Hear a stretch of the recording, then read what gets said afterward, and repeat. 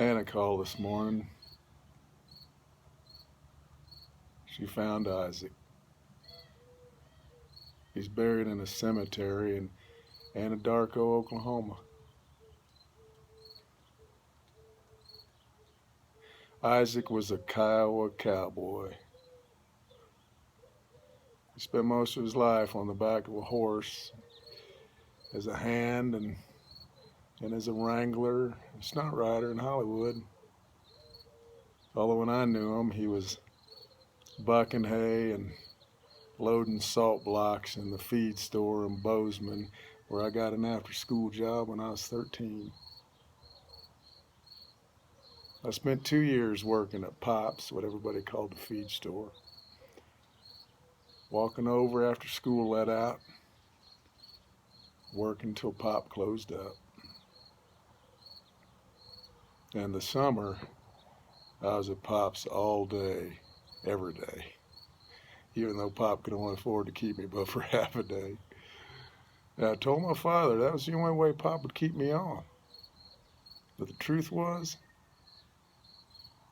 I wanted to spend all day with Isaac.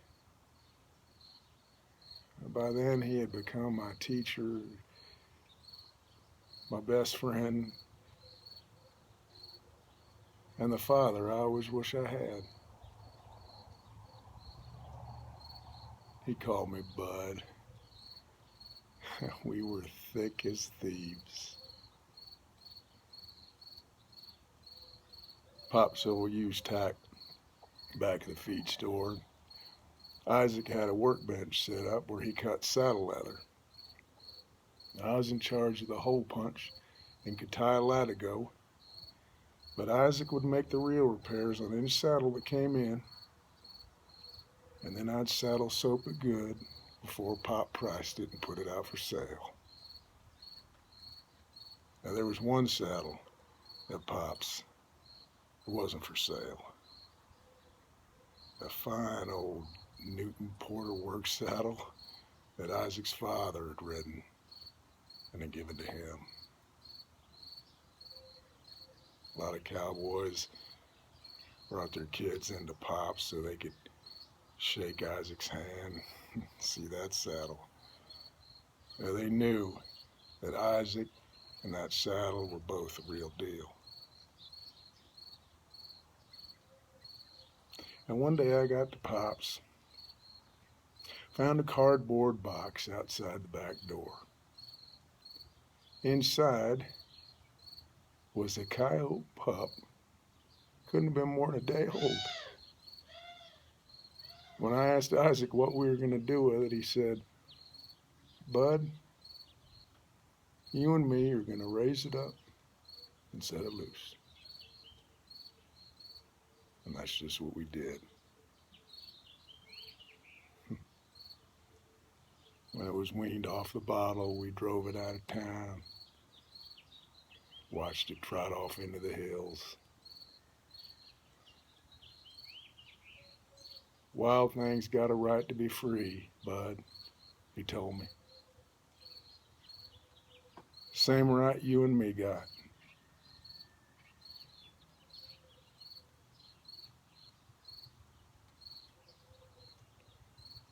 Near the end of the summer, I was riding back home with my father after work,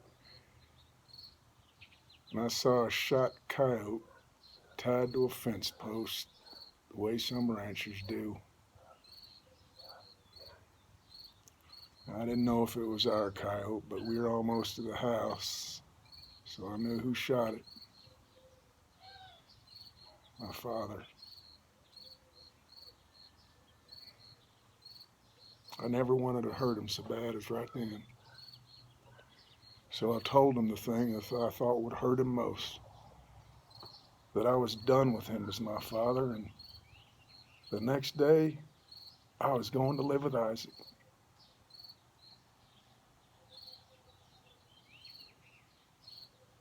Now, without a word, he turned the truck around, headed back to Bozeman. When we got to the room behind Pop's, where Isaac lived, he roared in like the bear my father thought he was. Isaac was close to 70 by then. My father was just 40, but my father was drunk. And Isaac was still strong from all those feed bags and hay bales. My father never even touched him. When Isaac saw there was no reasoning with my father, he just put him down. Less time than it takes me to tell you.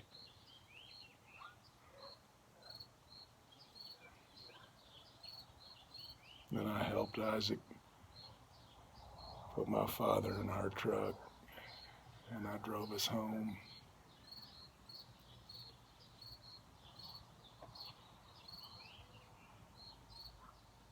Next day when I got to Pop's, Isaac was gone. Like I knew he would be. Someone with skin the color of Isaac's can't do that to a white man and get away with it, even if the white man had it coming.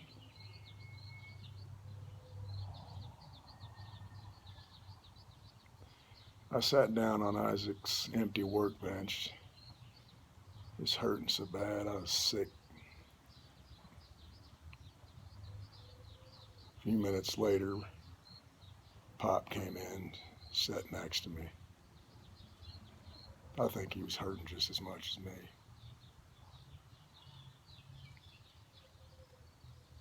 Pop pointed at something, and I looked up and saw Isaac's Newton Porter saddle still on the rack.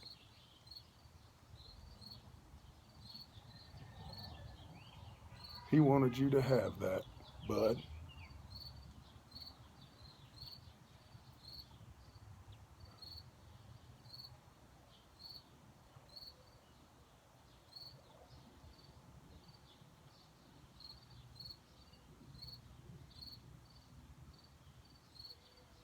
I'm leaving out tomorrow morning for that cemetery in Anadarko where Isaac's buried. It's something I've been waiting a long time to do.